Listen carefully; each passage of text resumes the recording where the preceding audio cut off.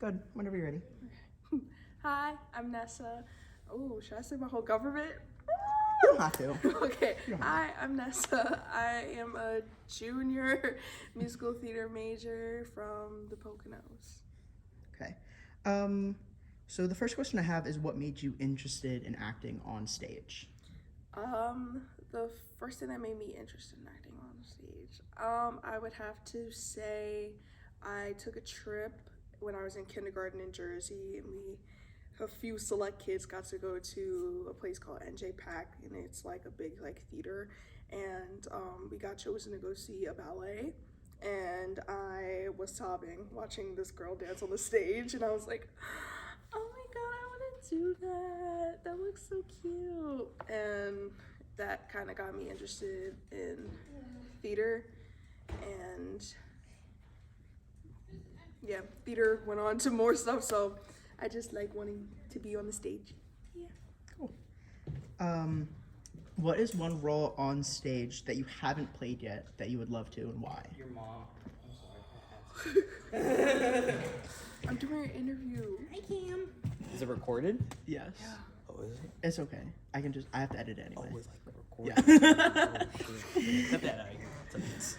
I'll just re-ask it. What is one role on stage that you've wanted to play that you haven't yet, and why? Ooh. Damn, that's kind of hard. There's a lot of roles. I would say,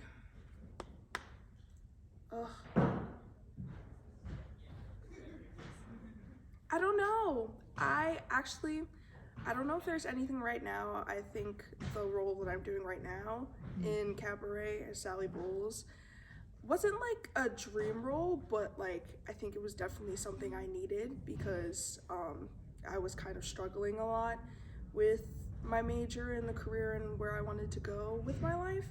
So the fact that I actually got this role and I'm getting to like learn a lot about the character but also myself because I relate so hard, I think that I'm fortunate enough to play the role, and I think out of anything this is a dream role. So I'm glad I got to play it. Is this I know you haven't performed it yet, but is this your favorite role you think that you've gotten to play so far? Yes, it is my favorite. It's very challenging, and I think that's why it's my favorite. I have always done been casted as the typical black friend or just the sassy person in the back or the helping hand because I am a big, strong girl. But I think, yeah, this is definitely my favorite because it's very challenging and it's working on improving me in all the aspects that I wanted to improve in. So. And that kind of perfectly leads into the next question I had. Obviously, being people of color on stage, there's a lot higher of a chance to get typecasted as something that you wouldn't necessarily want. Yeah. Like we did Legally Blonde last year, and obviously Elle Woods went to a blonde white girl, you know? So like, have you had any struggles in shows where you feel like because of being a person of color that kind of changed the direction of where you wanted it to go? I would say it's 50-50 because like in my mind I know that I'm talented enough now. I think I've improved a lot. I used to think I was hot shit back then. Can I curse? Yes, you can curse. Oh my god. I used to think I was like the best, but like I knew that there were other people, the skinny white people that were going to get the parts, but you still have the hope. And I don't know, it's kind of split because I do get typecasted a lot, but I think it depends on the director and if they think that they can execute the story properly with the person of color or not. So we talked about how you're currently rehearsing the role of Sally Bowles in Cabaret. How has this process been for you so far? Oh, it's been very hard. and not in like a way that I wasn't expecting. I knew that it was going to be hard because it's a very challenging role. It's hard in all the aspects that I need it to be hard because it's very emotionally draining, it's physically draining, and it's really testing me as an actor, which I think is very good because it's helping me come to a conclusion about like my head where I'm like, do I really want to do this? Should I be doing this? But like the work that I'm putting in for the character and the rehearsals and working with everyone, it's been hard, but it's paying off really well. So I am loving it a lot. So our director of Cabaret, Jason RV, he definitely chose this musical for a reason, especially with what's going on in the world right now. Do you think that the overall content of Cabaret is still relevant today? Definitely. With everything, like you said, that the world is going through, like, it doesn't stop, like, difference of political views and sexuality and the way you carry yourself, what you love and what you don't love, I think is very valid. And I don't think that people are ignoring those things, but I feel like putting on a show like this and addressing those things again is another way of just bringing it to everyone's attention that this is still happening, but like it happened before, but here it is again. Like it really will make everybody think and like compare to really what's happening right now. Have you done a show with this serious of content in the past, do you think? No, not at all. I have done lots of Disney musicals and princessy things, and no, I have not done anything like this, and I feel like that's why I really was pushing very hard and working my hardest to try to get the role, because in my opinion, people really want to stick to the princessy and the happy, but we're living in tough times and these things need to be addressed and worked through. And there are many of things in these times that I haven't worked through, and having this role is kind of pushing me to go through them and address things that I haven't faced head on. So I'm very happy that we are doing something like this and I get the opportunity to finally do something like this. That's Mia, but I don't want to yell at her. Okay. So we were talking earlier about being a person of color in theater. All three of the like super present leads in this show are played by people of color. How does that make you feel as someone who grew up into theater? It makes me so freaking happy. Oh my God.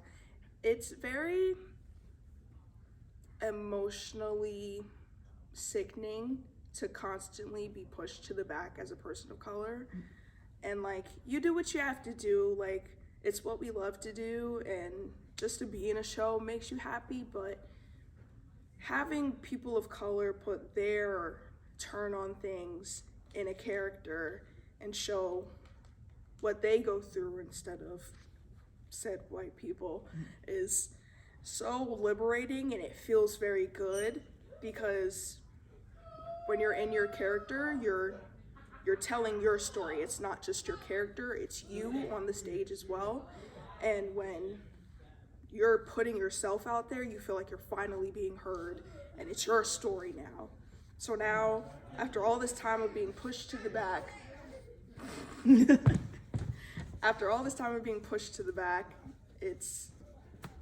feels amazing to finally be heard. Okay, so switching gears a little bit, last semester you co-directed a student-run cabaret as president of the musical theater organization. I was a part of said cabaret.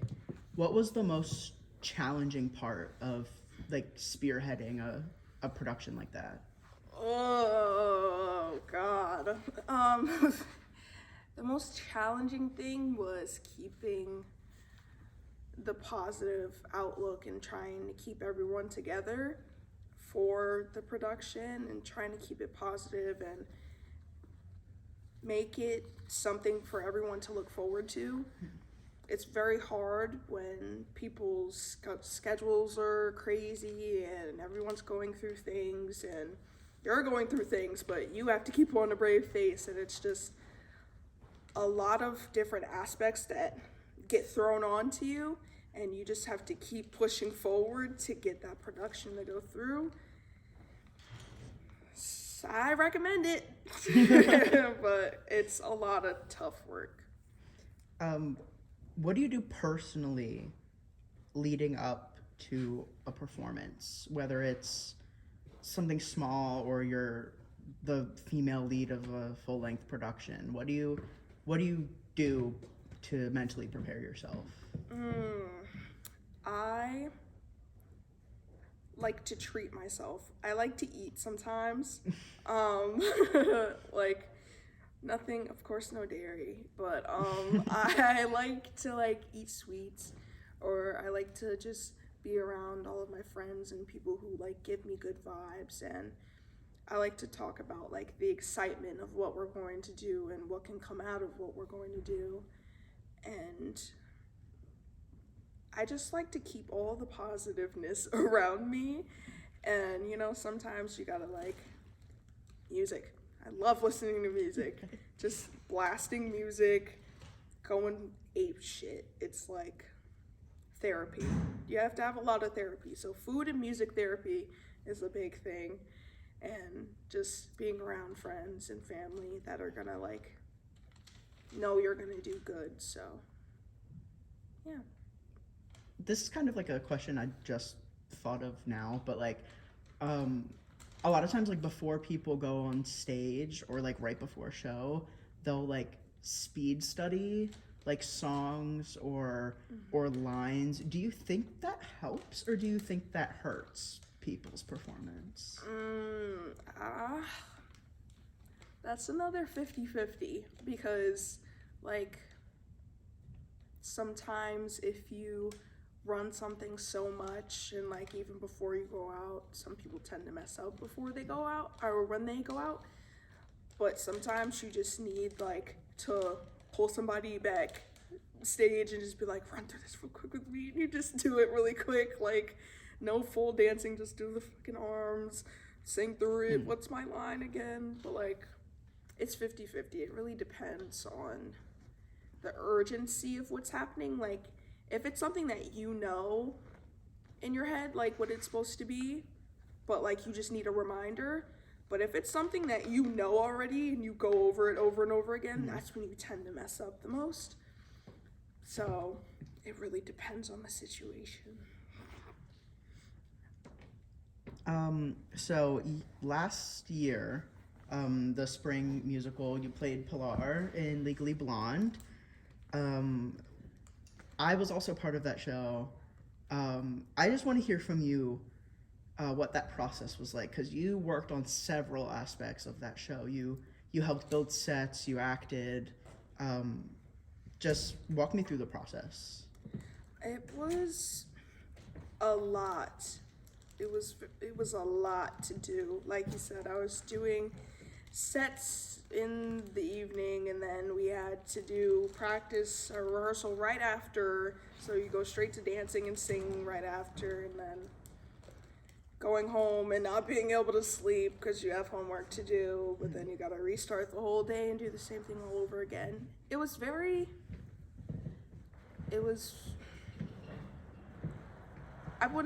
Not in a cocky way, it wasn't it wasn't hard, but compared to everything that I'm doing now,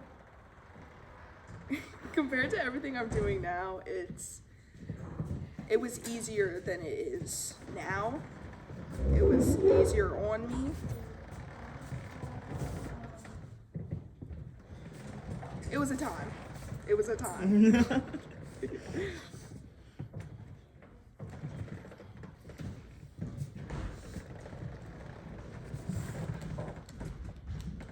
Okay. So you've done work on stage, obviously. We know that. But I talked a little bit before about how you worked on building sets for Legally Blonde. You were head stage manager for last semester's main stage production of She Kills Monsters. What do you like about working backstage as opposed to on stage? Ooh, working backstage is fun because you get to yell at everybody. I'm kidding, but not kidding. When you're backstage, it's more of an experience. You get to be a part of what's happening. You're not just like on the stage and just doing that. Like, there's so much that goes into working backstage that is not appreciated at all. It's a tough job. It's very draining, but it is very fun. It's very draining, but fun. So you, your college career, I mean, you blink and it's over, you know? So I know you still have some time, but I did want to ask, like, what are some things you're looking forward to after graduation? What are some things that you fear after graduation? Just let me in on your psyche. Ooh, okay. Of course, there's always the, like, nerve of, like, you may be hot shit in here, but, like, are you hot shit in the world? That's one of my favorite Glee quotes is, we may be stuff at McKinley, but we're not even stuff out here. Like, that's one of my biggest fears, but, like, I am excited to work more and have more opportunities because it's not just this small space. It's you against literally the world. And I think, like I said, I love a challenge and I love to be challenged all the time. So I can't wait to work with new people in new states and just experience life.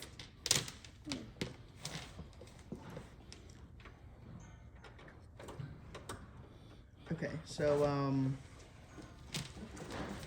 I have one question, then a follow-up question. So you are looking to pursue theater outside of college, correct? Mm-hmm. Okay. What aspect of theater would you want to like see yourself in say like 5 or even 10 years? There's a lot of answers to that because I would love to see myself performing like Broadway, off-Broadway, and anything like that. Like, I want to perform really bad, but also I've found a love of costumes and makeup while I was also here, and I want to experience it all because, like, even while I'm auditioning, I may not get jobs, but I can still have a job doing costumes. I can have a job doing makeup. So I want to try to do it all, but there are things that I'm like, hey, I want to perform. But if I'm not performing, hey, I'll go do this something.